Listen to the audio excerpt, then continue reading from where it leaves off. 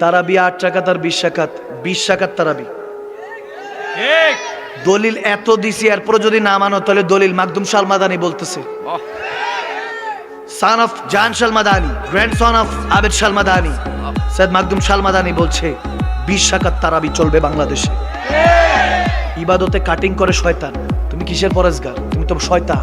ইবাদতে কাটিং করছো, 3 রাকাত বিতরের নামাজকে 1 রাকাত বানাচ্ছো, এটা কোন দলিল? 20 রাকাত হযরত ওমর ইবনুল খাত্তাব, আমরা জানি ওমর ইবনুল খাত্তাব এটা 20 রাকাত করেছেন। আমার নবী বলেছেন আমি এবং আমার সাহাবার দলই আহলে সুন্নাত ওয়াল জামাত।